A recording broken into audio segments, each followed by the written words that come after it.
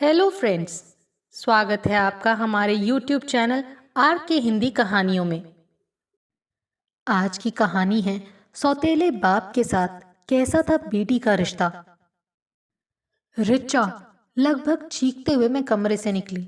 अब बस भी करो, कितनी बार समझाया है कि लड़कियों को ऐसे चिल्ला चिल्लाकर बात नहीं करनी चाहिए, पर तुम्हारी खोपड़ी में तो मेरी कोई बात घुसती ही नहीं। कॉलेज नहीं जाना है क्या? और उत्तम, आप भी बस हद करते हैं। जवान बेटी के साथ क्या कोई इस तरह? मैं चाहकर भी अपने आप को काबू में नहीं रख पाई और भर्राई आवाज में आधी अधूरी ही सही मन की भड़ास निकाल ही दी। शांत प्रकृति की होने के कारण क्रोधित होते ही मुझे घबराहट सी होने लगती है। इसीलिए पल भर में ही लगने लगा कि अंदर कुछ टूटने फूटने लगा है। ऐसा महसूस हो रहा था मानो मैं अचानक ही असहाय हो गई हूँ। ऋचा और उत्तम की धमा चौकड़ी और घर के कोने में दुबक कर एक दूसरे के कानों में गुपचुप बतियाने की प्रक्रिया ने मुझे निढाल करना शुरू कर दिया था। अपनी संवेदनशीलता से मैं स्वयं धराशायी हो गई। मेरी आंखें अनायास छलक उठी। मृदुला, क्या हो गया है तुम्हें? उत्तम ने मेरे दोनों कंधों को थामते हुए पूछा। मैं और ऋचा तो हमेशा से ऐसे ही थे। ऋचा कितनी भी बड़ी हो जाए, मेरे लिए वो हमेशा वही रहेगी, नन्ही मुन्नी गुड़िया। हाँ, ये तो ठीक है, पर मेरे होठों पर अचानक जैसे किसी ने ताला लगा दिया। अंदर की बात अंदर ही अटक कर रह गई। मैं सच्चाई नहीं बोल पाई। जिस सच के कड़वेपन को महसूस कर मैं अंदर ही अंदर तड़प रही थी, उस बात को उजागर करने के ख्याल मात्र से भी दिल सहम सा जाता था। तुम बहुत चिड़चिड़ी होती जा रही हो, क्या बात है? लगता है अंदर ही अंदर कोई सोच खाए जा रही है। मेरे हाथों को अपने हाथ में लिए उत्तम ने मुझे अपने साथ सोफे पर बैठा लिया। हम दोनों एक दूसरे के सुख दुख के सहभागी हैं। मुझे बताओ, आखिर बात क्या है? कुछ नहीं। एक झटके में उत्तम के हाथों को मुक्त करते हुए मैं उठ खड़ी हुई। उत्तम की ऐसी चिकनी चुपड़ी बातों से अब मुझे नफरत सी होने लगी थी। सोचने लगी, कितना झूठ बोलता है उत्तम। क्या जरूरत है उसे ये कहने की कि मैं उसके सुख दुख की साथी हूँ? यदि ऐसा होता तो वो मेरे साथ बिताए जाने वाले लम्हों को ऋचा के साथ नहीं बांटता। मैं विकल हो उठी तो प्रयास किया कि सोफे पर पड़े बैग को कंधे पर लटकाते हुए तत्काल घर से बाहर निकल जाऊं, पर ऋचा दरवाजे पर दोनों हाथ फैलाए खड़ी हो गई। माँ, पहले नाश्ता। नहीं, मुझे भूख नहीं है। ऐसे कैसे भूख नहीं है? ऋचा ने मुझे धकेलते हुए खाने की मेज पर बिठा दिया। माँ, मुझे तो लगता है आप रात दिन मेरी शादी को लेकर परेशान रहती हैं, पर अभी मेरी उम्र ही क्या है, और फिर मैं कोई काली कलूटी तो हूं नहीं जो लड़का मिलना मुश्किल हो जाएगा। क्यों पिताजी? ठुनकती हुई ऋचा ने मुझे खुश करने का प्रयास करते हुए उत्तम से पूछा। बिल्कुल सही।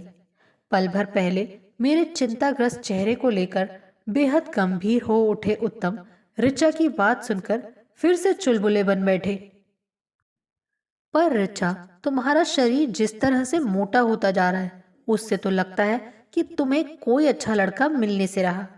माँ, देखो ना, पिताजी हमेशा मुझे मोटी कहकर चिढ़ाते रहते हैं। मेरी प्लेट में गाजर का हलवा परोसती हुई ऋचा बोली। जानती हो माँ, पिताजी ने मुझे एक भी चम्मच गाजर का हलवा खाने को नहीं दिया, इसीलिए तो मैं इनसे लड़ रही थी। अब तुम ही बताओ, क्या मैं सचमुच इतनी मोटी हूँ? मैं ऋचा के सवाल का कोई जवाब नहीं दे पाई, बस आंखें तरेर कर उसकी ओर देखते हुए जतला दिया कि मुझे उसका बातचीत करने का ये ढंग बिल्कुल पसंद नहीं आया। नाश्ता गले के नीचे नहीं उतर रहा था। मैं उठ खड़ी हुई। ये क्या माँ, पूरा तो खा लो। नहीं, बस रहने दे ऋचा, लगता है तेरी माँ डाइटिंग कर रही है। इन्हें शायद इस बात का डर है कि कहीं तुम खूबसूरती में इनसे बाजी ना मार लो। और दोनों की खनकती हंसी अंगारों की तरह मेरे कानों से टकराई। मैं रुआंसी हो उठी। सोचा दौड़कर दम घोटू माहौल से बाहर निकल जाऊं, पर अचानक बढ़ते कदम रुक गए। ऋचा, तुम भी चलो ना, तुम्हारे कॉलेज का तो समय हो गया है। ऋचा को मैं छोड़ दूंगा, तुम जाओ। ऋचा को अपने अंक में समेटते हुए उत्तम ने कहा तो उसका साहस और ऋचा की उन्मुक्तता ने मेरे तन बदन में आग लगा दी। लाचार सी अपनी ही पीड़ा से झुलसती मैं तेजी से घर से बाहर निकल गई। उस रोज दफ्तर में किसी भी काम में मन नहीं लगा। थोड़ा बहुत काम जैसे तैसे निपटा कर मैं निढाल सी कुर्सी पर बैठी रही। चिंता में डूबे मेरे दिल और दिमाग में बार बार वही दृश्य आता जाता रहा जब उत्तम ने ऋचा को अपने पास खींच लिया था। मन में कुलबुलाहट होने लगी कि पिता पुत्री में ऐसे प्रेम प्रदर्शन का बुरा लगना अस्वाभाविक है। पर उत्तम तो ऋचा के सौतेले पिता हैं, यानी मेरे दूसरे पति। इस बात को मैं कभी भूल नहीं पाती थी। सालों पहले का दृश्य आंखों के आगे साकार हो उठा जब उत्तम सागर की मौत की सूचना देने मेरे घर आया था। विधवा होने की सूचना मिलते ही मैंने दीवारों से बाहें टकराते हुए चूड़ियां तोड़ डाली थी। मुझे लगा था मेरे साथ मेरी तरह चीत्कार कर रोने वाला उत्तम मेरी पीड़ा का सच्चा सहभागी है। वो बोला, भाभी हम कैसे जिएंगे अब, सागर के बगैर तो मैं 2 कदम भी नहीं चल सकता। उत्तम के असहनीय वार्तालाप ने मुझे मजबूर कर दिया था कि मैं तत्काल आंसू पोंछ डालूं और उसको संभालने का प्रयास करूं। बिना कुछ सोचे समझे मेरे सीने से लगकर उस रोज वो इतना मासूम लगा था कि मैं देर तक उसे अपनी बाहों में समेटे रही। उसके आंसुओं ने मेरे आंचल से चुपके से दोस्ती कर ली थी। उसके बाद उत्तम जब भी आता कभी मेरे सिर पर हाथ फेर कर संरक्षक बन जाता तो कभी मेरे आगोश में छिपकर एक नन्हा सा बालक। तब ऋचा 2 साल की थी। ऋचा के पिता यानी सागर ने मुझे कभी अकेले चलना नहीं सिखाया था। हर वक्त मेरे हाथों को अपने हाथों में लिए चलता था।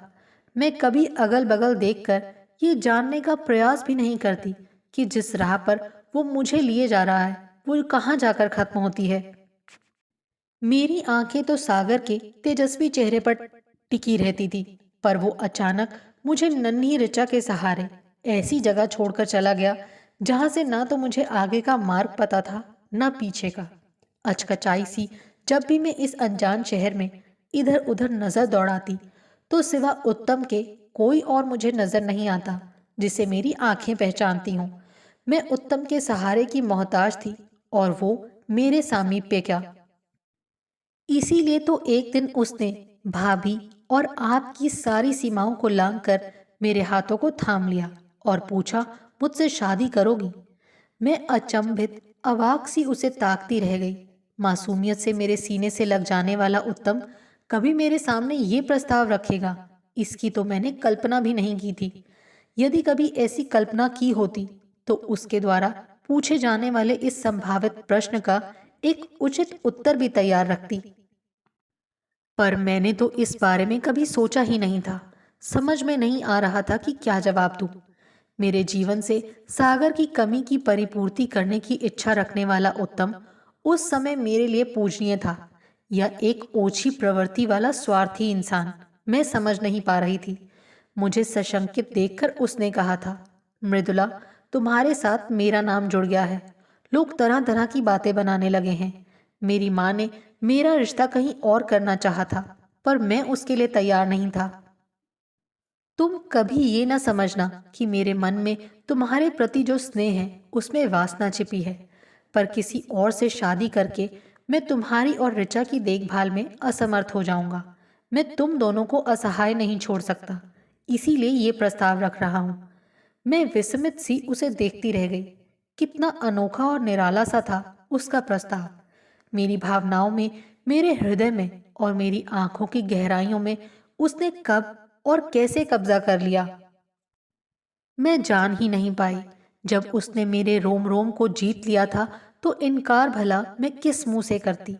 उत्तम के सामने मेरा झुका हुआ सिर मेरी मौन स्वीकृति का सूचक बन गया था और समाज के रीति रिवाजों और दकियानूसी परंपराओं से लड़ते हुए उत्तम ने मेरी मांग में तारे सजा दिए। उत्तम ने मेरी और ऋचा की जिंदगी में बहार ला दी थी। ऋचा के साथ कभी अनजाने कोई अन्याय न हो जाए, इस विश्वास को अंजाम देने के लिए उसने कभी एक और बच्चे की इच्छा नहीं की। लेकिन मेरी खुशियों को रोशन रखने के लिए अपनी आकांक्षाओं से दीप जलाने वाला उत्तम अचानक बदलने लगा था। उसके जीवन से मेरा अस्तित्व धीरे धीरे खत्म होता जा रहा था। अब ऋचा ही उसकी सब कुछ थी। यौवन की दहलीज पर खड़ी ऋचा को अच्छे बुरे की शिक्षा देते देते मैं हार गई थी। पर वो पिता के साथ करने वाली अपनी शरारतों में जरा सी भी कमी नहीं करती थी। एक पुरुष और एक स्त्री के रिश्ते में थोड़ी सी दूरी कितनी जरूरी है, इस बात को ऋचा और उत्तम ने नजरअंदाज कर दिया था। उन दोनों के बीच का ये गहन रिश्ता मेरी नजरों में तब संदेहास्पद हो उठा जब उत्तम ने पुरानी फैक्ट्री का काम छोड़कर एक नई फैक्ट्री में नौकरी कर ली। इस नई फैक्ट्री में हमेशा उसकी ड्यूटी शिफ्ट रहती थी और जब रात की ड्यूटी रहती तब ऋचा और उत्तम दोपहर को घर पर अकेले ही रहते थे, क्योंकि ऋचा के कॉलेज का समय दोपहर के 1 बजे तक का ही था। इस एकांत ने उनके स्नेह में जरा सा परिवर्तन कर दिया था। अब वो एक दूसरे के परम मित्र बन बैठे थे।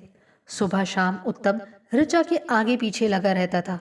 कभी उसके गोरे गालों पर चिकोटी काट लेता तो कभी उसकी कमर में हाथ डालकर उसे अपने अंक में भर लेता। जब भी उत्तम ऐसा करता मेरे दिल पर जोर की चोट लगती। पहली बार मेरा माथा तब ठनका जब एक दोपहर सिर दर्द के कारण मैं जल्दी घर लौट आई थी और ऋचा को उस रोज अपने शयन कक्ष में सोया पाया। उसके बाद मेरे सिर में दर्द हुआ या नहीं मुझे याद नहीं, क्योंकि जब कहीं गहरी चोट लगती है तो पहले वाली चोट की पीड़ा अपेक्षाकृत कम हो जाती है, और यही मेरे साथ भी हुआ। तब से मन में यही संशय भरा हुआ था कि कहीं सौतेले पिता और पुत्री के बीच कुछ अनैतिक तो नहीं। तब से मैंने उन दोनों के व्यवहार पर अपनी तेज तर्रार नजरों से जासूसी शुरू कर दी और यही पाया कि वो एकांत प्रिय हो चले हैं। कुल 3 सदस्यों वाले छोटे से परिवार में भी उन्हें दखल अंदाजी की बू आती थी। इसीलिए वो कभी छत पर तो कभी बगीचे के किसी कोने में दुबक जाते थे। कभी उनके बीच एक रहस्यमयी खामोशी तो कभी लोकलाज के सारे बंधनों को भूलकर वो एक दूसरे से आलिंगनबद्ध हो प्रेमालाप करते। उनके बीच मैं तो उपेक्षित थी। ये विचार मेरी आंखों को गीला किए जा रहा था। जी तो यही चाह रहा था कि खूब रो, पर कार्यालय में मेरा रोना अशोभनीय कहलाता। इसीलिए अपनी भावनाओं को संयत करने का प्रयास किया। जब से मेरे मन में उत्तम और ऋचा को लेकर संशय जागा, तब से मैं लगातार यही प्रयास कर रही थी कि ऋचा के लिए जल्दी ही योग्य लड़का तलाश लूं। सभी दोस्तों और रिश्तेदारों से मैंने इस संबंध में बात की थी और सभी से ये आग्रह भी किया था कि ऋचा के लिए लड़का तलाशने में वो मेरी सहायता करें। घड़ी पर ध्यान गया तो शाम के 5 बज गए थे। घर जाने का समय हो गया था, पर घर शब्द से मुझे चिढ़ सी होने लगी थी। घर तो वो जगह होती है जहाँ हर कोने में स्नेह, विश्वास और त्याग की भावना भरी हुई हो। वो घर जहाँ पल पल एक गोपनीयता का एहसास भरा हो। वहाँ जाने की इच्छा भला किसे होगी, पर जाना तो होगा ही। सोचते हुए मैं उठ खड़ी हुई। घर पहुंचने से पहले मैंने निर्णय लिया कि ऋचा को अब घर पर नहीं रहने दूंगी और जब तक उसके लिए योग्य लड़का नहीं मिल जाता तब तक के लिए उसका दाखिला किसी लड़कियों के छात्रावास में करा दूंगी। इसके अलावा मेरे पास कोई और रास्ता नहीं था। लेकिन मैं इस बात को लेकर भी चिंतित थी कि उत्तम को वजह क्या बताऊंगी। ऋचा को घर से दूर करने की बात वो जरूर नाराज हो जाएगा। हो सकता है मुझसे लड़ भी पड़े। घर पहुंची तो बरामदे में ही कुर्ता पजामा पहने और शॉल लपेटे बड़ी बेसब्री से चहलकदमी करता उत्तम नजर आया। उसको देखते ही मन में कड़वाहट सी भर गई। किसका इंतजार कर रहा है, ये जानने की उत्सुकता थोड़ी बहुत तो थी, पर पूछने की इच्छा नहीं हुई। मैं तेजी से शयन कक्ष में पहुंचकर निढाल सी बिस्तर पर गिर पड़ी और पता नहीं चला कब आंख लग गई। मृदुला, उठो ना, सो क्यों रही हो? मुझे झकझोरते हुए उत्तम ने उठा दिया। थोड़ी देर सोना चाहती हूँ, बड़ी थकान हो रही है।